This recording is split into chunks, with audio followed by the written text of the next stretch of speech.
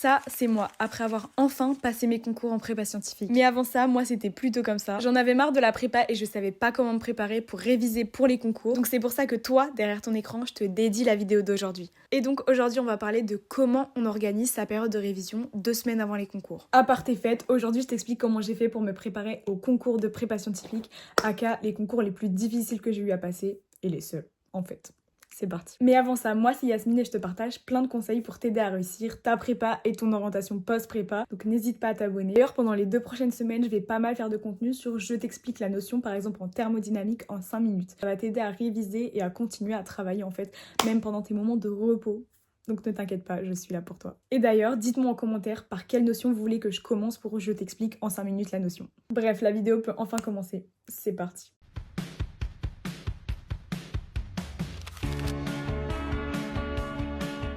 Avant toute chose, je vous présente mes bébés, ceux qui m'ont permis de réussir mes concours. Ils sont juste là. Et finalement, seulement grâce à ces 2 porte-vue classeurs, ce livre de français, ce livre qui a été mon livre pendant toute la prépa et ce livre d'anglais, j'ai réussi à avoir les concours et l'école que je veux, ou que je voulais plutôt. Bref, je crois qu'il est temps de commencer par la matière la plus importante de ces concours en prépa scientifique en fait, c'est simplement les mathématiques. Donc pendant 2 ans de prépa, comment j'ai fait pour m'organiser en mathématiques? J'ai utilisé 2 choses, principalement ce cahier qui m'a aidé du début jusqu'à la fin de ma prépa, et en sup, ce classeur qui m'a permis de ranger mes fiches de révision de chaque matière.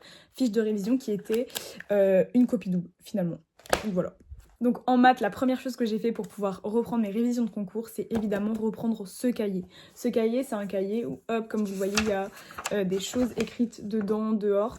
Et en fait, il y avait tous les théorèmes, tous les trucs que pendant l'année, j'avais galéré en maths. Il y avait par exemple comment on applique le théorème du point fixe. C'était écrit fonction continue sur l'intervalle, limite continue, TVI, f de L égale L, et blablabla. Et donc j'en profite pour vous mettre quelques close-up, comme ça vous pouvez un peu voir comment il était organisé. Donc là, j'avais mis par exemple le nom de la matière. Ensuite, l'arithmétique et tous les trucs qui pouvaient me poser problème en arithmétique. Et du coup, c'était comme ça, bam, pareil pour à peu près toutes les matières, et physique compris. Deuxième outil de travail, c'était donc ce porte-vue qui me permettait de stocker mes fiches de révision. Donc, je vais vous les mettre en close-up aussi. Et donc voilà, ça c'était mes fiches de révision de la sup, j'en ai pas refait pour la spé, mais en tout cas par exemple on se retrouve avec ça sur la fiche des structures algébriques. Et le mot d'ordre que j'avais pendant l'année, c'était de faire une fiche de révision qui soit au maximum une copie double. Vraiment, je voulais pas dépasser la copie double, parce que pour moi après c'était plus une fiche de révision. Et je pense qu'en prépa, la copie double est nécessaire, genre une fiche Bristol c'est pas assez pour un chapitre. Donc c'est avec ça que j'ai commencé à entamer mes révisions de mathématiques principalement. Dans les premiers jours, mon objectif c'était vraiment de revoir le cours et de revoir un peu toutes les notions que j'avais eu du mal pendant les 2 ans et celles où j'avais bien réussi pour pouvoir être un peu sûre de mes compétences et pouvoir bien sûr faire une grille avec chaque notion de mathématiques et le pourcentage de chances que j'y arrive en fait. Donc par exemple ça donnait théorie des groupes 9 sur 10, arithmétique 8 sur 10, par contre gestion de fonction, enfin travail de fonction 1 sur 10. Oh my god. Du coup j'en profite pour me recentrer parce que je n'étais pas du tout centrée.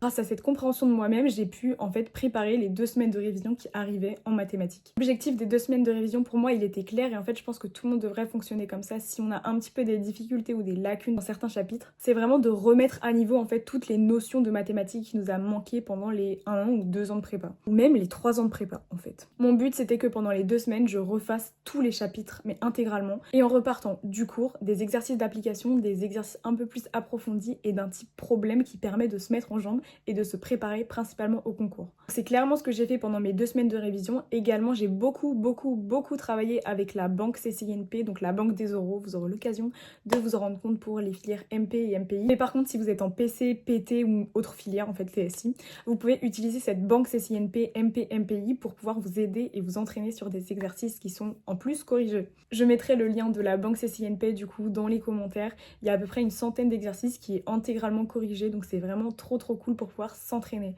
Et en tout cas, c'est des exos principalement d'application et certains un petit peu plus d'approfondissement. Donc c'est vraiment cool de pouvoir avoir dans un seul répertoire d'exercices justement plusieurs chapitres avec plusieurs niveaux de difficulté et surtout qui retravaillent la sup et l'aspect. Bref, à part tes fêtes pour les maths, je pense à ça mais je mettrai également mon emploi du temps, celui que j'avais du coup pendant mes 2 semaines de révision au concours. Vous verrez, il était un petit peu chargé, mais vous pouvez vous en inspirer.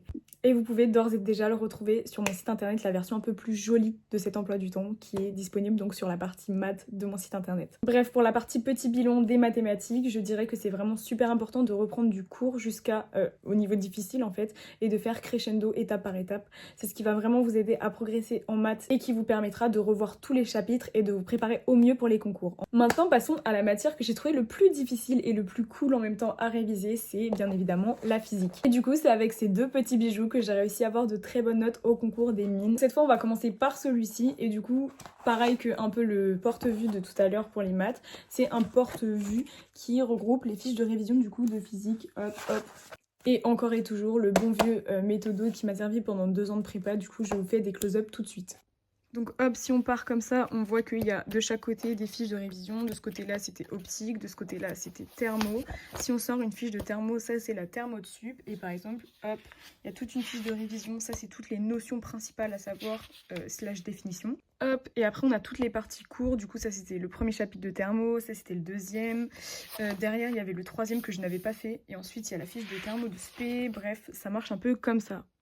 Donc comme je l'ai dit tout à l'heure, le but des fiches, c'est que ce soit des fiches copies double maximum et pas plus grand. Et du coup, de manière optimale, on a un chapitre du coup par feuille simple. Bref, la deuxième chose qu'il y avait dans ce classeur de physique, c'est des fiches type méthode. Donc pour les spé en physique, par exemple, la méthode du barreau cylindrique, donc à uniaxial. Où on déroule la méthode du coup d'électromagnétisme, bam bam. Donc ensuite, on avait par exemple le cylindre. Et on en a plein d'autres en fait comme ça, des cylindres, des sphères, des cubes. Voilà un peu comment était organisé ce classeur avec les fiches de révision de physique et les fiches méthode de physique. Et maintenant si on passe au petit cahier de physique, on voit qu'il y avait la partie mécanique, tout comme on m'expliquait. Hop, là on est sur une autre partie et on voit que il y a pas mal de choses finalement à l'intérieur. Et donc à l'intérieur, c'est les petites remarques que je me suis faites pendant l'année sur des exercices. Pas mal de choses auxquelles il faut faire attention pendant les sujets de concours et pendant les exercices. Et du coup, on se retrouve avec des petites fiches en fait. Plein de petites fiches sur chaque matière. Ou en tout cas sur chaque thème plutôt de la physique. Et donc ça vraiment pour tous les premières années qui m'écoutent, je vous conseille grandement de faire un petit cahier avec toutes vos remarques pour chaque exercice et chaque chapitre en fait. Que ce soit de physique, de maths, d'info, de n'importe quoi. C'est super important pour le vous du futur. Pensez au vous du futur et surtout vous qui allez préparer le concours, que toutes ces petites notions, toutes ces petites attentions que vous vous êtes fait, vous allez vous en resservir. Donc ma méthode en physique pour réviser pour les concours, c'était principalement de revoir ces deux cahiers de fiches de révision et de notation que je me suis faite. Et ensuite un peu dans le même cheminement que les maths, de reprendre du début jusqu'à des trucs beaucoup plus durs. Pour faire ça, ce que j'ai fait pour repartir vraiment de la base, c'était de prendre tous les programmes de colle, de physique que j'ai eu de la sup et de la spé. Et en gros, qu'est-ce que ça veut dire? Ça veut dire que j'ai refait tous les programmes de colle en fait du début jusqu'à la fin et ça m'a pris 2 semaines du coup. Donc chaque jour, j'essayais de refaire tout le programme de colle d'un chapitre. Donc par exemple, tout le programme de colle d'optique géométrique, c'était le lundi, optique ondulatoire, c'était le mardi, thermo de sup, le mercredi. Donc vous commencez à comprendre un peu le cheminement, c'était principalement ça que je faisais en fait pour réviser la physique, c'était les programmes de colle et les exercices de colle, c'est tout. Vers la fin des 2 semaines, j'ai commencé à me lancer dans des problèmes, dans des trucs un peu d'approfondissement, mais vraiment la base pour moi, c'était de tout revoir et pour tout revoir, il fallait reprendre le cours et les exos de colle. Du coup, c'est un peu un conseil si vous avez un peu des difficultés avec le domaine de la physique, c'est de vraiment faire ce travail de reprendre vos programmes de colle puisque vos profs ils savent ce qui est le minimum en fait à faire et le programme de colle c'est vraiment le minimum à savoir pour les concours. Si j'avais 2-3 conseils à vous donner pour les concours, pour vos révisions de physique, c'est principalement de prendre des notes de toutes les choses auxquelles il faut faire attention dans les exercices, par exemple les unités, les trucs un peu tout bêtes. Bien faire attention aux dénominations des exercices. Si par exemple vous sentez que c'est un exotype classique, il faut vraiment bien comprendre le cheminement de l'exercice, bien comprendre en fait le phénomène physique qu'il y a derrière. Aussi, dernier truc que j'ai appris en fait à la fin de ma prépa, c'était qu'il fallait vraiment commencer à apprendre, enfin à comprendre plutôt que apprendre. Par exemple, vous commencez à réviser 2 heures la physique. Le premier truc qu'il faut faire avant de commencer à apprendre les programmes de colle, etc., c'est comprendre ce que vous faites. Vous resituez en fait dans le domaine de la physique dans lequel on est, avec ses lois, ses notions, etc. Et ensuite, seulement après, vous plongez en fait dans les exercices et dans la partie prépa un peu plus donc théorique et un peu moins reliée avec le réel et compréhensible. Voilà, également si vous avez des questions ou des interrogations sur certaines notions et que vous voulez que j'en fasse un je t'explique en 5 minutes, n'hésitez pas à le dire dans les commentaires, je le ferai. Je fais très rapidement une aparté pour mes petits MPI parce que je les adore évidemment. J'étais en MPI qui est AK, la meilleure filière du monde. Et donc j'étais absolument nulle en informatique, mais ce qui s'appelle nul. Après je suis en MPI. Donc je ne parle pas pour ceux qui étaient en info tronc commun. Voilà. Mais en MPI, pour pouvoir m'améliorer, qu'est-ce que j'ai fait? J'ai utilisé pareil un cahier avec les reprises de tous les chapitres, tous les cours. Et j'avais recodé tous les trucs. Et j'avais recodé tous les trucs de base comme la pile, la file, tout ce que vous pouvez imaginer. Je l'ai fait table de hachage. Tout ce que j'ai fait, c'est que j'ai essayé d'apprendre par cœur ce cahier et de comprendre en fait les méthodologies qu'on utilisait pour l'informatique. Je n'ai pas du tout un cerveau informatique, mais j'ai vraiment fait ce que j'ai pu. J'ai refait pas mal d'exercices type CCINP, d'informatique justement, où il faut faire des problèmes NP, des trucs, enfin plein de trucs, c'était horrible. Au final, dans les 2 concours, je crois, je m'en suis sortie avec des notes honorables. Donc voilà, c'est mon seul conseil, faites des trucs, apprenez par cœur et donnez tout. Et pour info tronc commun, c'est un peu le même combat, genre essayez de revoir le minimum, mais je sais que c'est pas facile parce que vous avez d'autres spécialités, on va dire, donc il faut quand même le revoir parce que c'est quand même un bon petit coefficient info tronc commun aussi, mais voilà. Bilan de la partie info, l'info c'est horrible, voilà. Passons à la 4e matière principale qui est pour moi celle la plus difficile à apprendre mais celle qui paye le mieux au concours. Je vous parle de l'anglais évidemment. Et donc moi c'est ce magnifique livre qui m'a vraiment beaucoup aidé à avoir 16 de moyenne au concours en anglais. À part, mais comme je l'ai déjà dit sur d'autres réseaux sociaux, j'ai commencé à 2,5 la prépa, enfin la 2e année de prépa en anglais. Donc j'ai vraiment eu très peur, comme vous pouvez l'imaginer. Et au final, avec un peu / beaucoup de travail, j'ai réussi à avoir 15, 16, 17 en anglais. Comment j'ai fait? J'ai investi dans ce livre qui est 5 minutes par jour. Encore, c'est malin, par Julie Frédéric. Parler 5 minutes en anglais par jour. Je vous laisse un peu sur ce magnifique close-up qui est le livre qui a sauvé littéralement ma vie.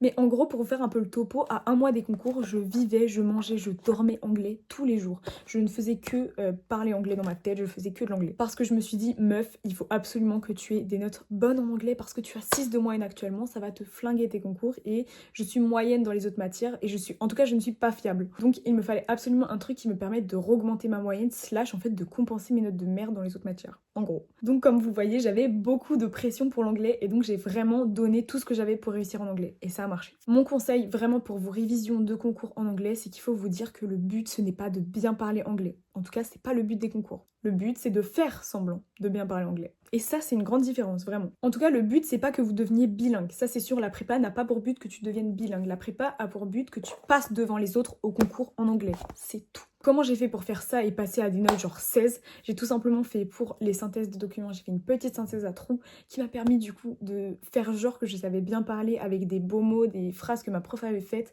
et je me le suis approprié tout simplement. J'ai fait des phrases à trous et je changeais juste les adjectifs, les noms, les verbes et merci, au revoir. Voilà comment j'ai eu 15,6 en synthèse de documents.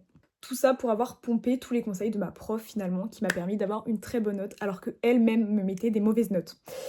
C'est un peu l'arroseur arrosé finalement. Pour la partie dissertation en anglais, enfin plutôt essai en fait à mine, j'ai utilisé une fiche en fait d'exemples que j'ai faite moi-même et que j'ai utilisé, que j'ai appris juste par cœur littéralement. Donc j'avais plein d'exemples avec plein d'accroches de plein de sujets différents. On avait également fait des sujets pendant l'année donc j'avais pu m'en inspirer etc. Et donc j'ai eu une bonne note aussi. Pour la Q1 de mine, donc c'est un thème, c'est une translation entre français et anglais. Ce que j'ai fait c'est que notre prof elle avait listé 5 règles d'or à respecter en anglais et je les ai toutes appris par cœur, j'ai tout utilisé. Je pense que ouvertement j'ai eu 8 sur 8 au thème, ou en tout cas 7 sur 8 parce que le thème j'ai fait une régalade. Les 5 règles d'or au thème et apprendre de la grammaire avec 5 minutes par jour, tous les jours, et ça m'a permis vraiment d'exceller en thème. Juste pour vous dire à quel point la prépa ne sert à rien vis-à-vis de l'anglais, c'est que je n'ai plus aucune notion d'anglais. On me redemande de parler anglais, je pense que j'ai un niveau plus faible que quand je faisais semblant de bien parler anglais. Et sachez aussi qu'à CCINP, vous allez pouvoir récupérer vos copies, donc vous allez pouvoir revoir ce que vous faites. Et en fait, quand je relis les phrases que j'ai faites à CCINP, donc c'est ma main, c'est mon écriture, c'est moi qui a fait, je ne comprends pas. Inexplicable ce que j'ai écrit, genre vraiment. Et non pas que je ne comprends pas parce que c'est incompréhensible, vu que j'ai eu quand même 16, donc ça veut dire que quelqu'un a compris. C'est vraiment que je ne comprends pas parce que le niveau est trop élevé en fait. Je ne comprends plus. Donc voilà, en anglais, le but c'est d'être une fraude. C'est tout. Conclusion, finalement, je vais rester sur ça. Dernière matière qui était finalement ma préférée en fait pendant la prépa scientifique, c'était évidemment le français. Le français, messieurs, dames. Et le pire, c'est que je dis même pas ça pour rigoler. Vraiment, j'aimais trop le français. Merci à la vie de nous avoir fait 2 thèmes incroyables en français. Faire croire à K le meilleur thème de tous les temps et individu et communauté en 2e année qui était aussi très très bien. Cette année, pour ceux qui regardent ma vidéo, c'est évidemment expérience de la nature. Et donc la grande question est comment j'ai fait pour avoir 16 aussi au concours en français. C'est très simple. Déjà, pour être bon en français, il faut avoir une certaine appétence avec les matières littéraires. Je suis désolée de vous le dire. Si vous n'aimez pas le français, si vous n'aimez pas lire, si vous n'aimez pas écrire, ça va être vraiment difficile pour vous d'avoir une bonne note parce que ça se sent et ça se voit. Les gens en général qui ont des bonnes notes en français, c'est principalement ceux qui arrivent par leurs écrits à faire passer le fait que, en fait, ils aiment bien cette matière. Même si nota, il y a certaines fraudes, hein, je suis obligée de le dire. Et du coup, moi, comment j'ai révisé en français pendant ma prépa, j'ai fait tout au long de ma 2e année, du coup, qui est le thème sur lequel on va tomber au concours. Et donc pour chaque sous-thème, ce que j'ai fait, c'est que j'ai mis des exemples des livres, j'ai mis des pensées personnelles, j'ai mis des citations, j'ai mis vraiment pas mal de choses qui me permettaient justement d'étoffer un peu le titre du chapitre ou le sous-titre du chapitre. Ça me permettait un peu de pouvoir blablater sur tous les sujets qui pouvaient tomber au concours et du coup c'était assez cool. Et du coup ce que je vous conseille, si vous n'êtes pas hyper fan des matières littéraires, ce que je peux comprendre puisque nous sommes en prépa scientifique, c'est d'utiliser des livres à la style du Node comme là qui sont des tout en fiche. Et en fait c'est vraiment incroyable les tout en fiche, j'adore ça. Pour la simple et bonne raison que vous allez avoir des tout en fiche, par exemple sur cette année on a Canguilhem, Jules Verne et Marlène Haushofer qui vont être résumés eux-mêmes et ensuite on va avoir des passages en fiche où en fait on va croiser les auteurs, des passages en fiche où on va réexpliquer la nature, etc. Et donc au final je vous recommande grandement d'investir pendant ces 2 prochaines semaines sur ce livre qui est le tout en fiche donc, puisque c'est pour moi le meilleur moyen de rattraper un peu et de combler au moins les notions qu'on a manquées pendant l'année parce qu'on s'en foutait du français. Et je ne comprends pas les gens qui font ça, puisque le français c'est un moyen d'avoir une très bonne note très facilement, si on a bien écouté. Si vous voulez sauver vos concours, rattrapez-vous. Je vous le mets un peu en close-up aussi parce que sinon il va être jaloux comparé aux autres, mais évidemment c'est la collection J'intègre de Dunod. J'adore les collections Dunod en général, j'en ai énormément. Et donc ce que je vous conseille de faire pour réviser les concours de français principalement, c'est de revoir un peu toute la méthodologie de la dissertation et du résumé de texte, avoir vraiment en tête comment ça marche. Ok, l'intro c'est accroche, puis présentation du sujet, puis développement, puis problématique, etc. C'est super important de bien comprendre la méthodologie pour pouvoir bien l'appliquer et être sûr qu'au moins vous ayez les points sur le raisonnement et l'application de la méthode finalement. Pareil pour le résumé. Également de bien avoir en tête pendant les différents concours le nombre de temps que vous pouvez accorder à la dissertation. À mine, c'est de toute façon une épreuve de 3 heures que sur la dissertation. À CCP, c'est un résumé de 100 mots et une disserte. Donc là, vous pouvez à peu près accorder 3 heures, 3 heures 15 à la dissertation. Et à Centrale, c'est une dissertation plus un résumé de 200 mots. Là, c'est plutôt 2h30, 3h que vous pouvez attitrer à la dissertation. Et du coup, si vous avez le temps et l'occasion pendant votre période de révision, c'est d'essayer de faire une dissertation au complet, comme ça, et on y va. Comme ça, vous pourrez voir un peu qu'est-ce que vous valez sur cet exercice et qu'est-ce que vous pouvez améliorer surtout avant les concours. Voilà, je crois que la vidéo va s'arrêter là. J'espère que vous avez aimé comprendre un peu comment j'ai marché pendant ma prépa et du coup comment vous pouvez vous en inspirer pendant vos révisions, pendant les concours. Bref, je me permets également de vous rappeler que vous pouvez retrouver sur mon site internet du coup pas mal de checklists, que ce soit en maths, en physique, en info, et des conseils pour vous aider à préparer vos 2 semaines de révision, donc avec des jours par jour, des checklists à faire pendant 7 jours, etc.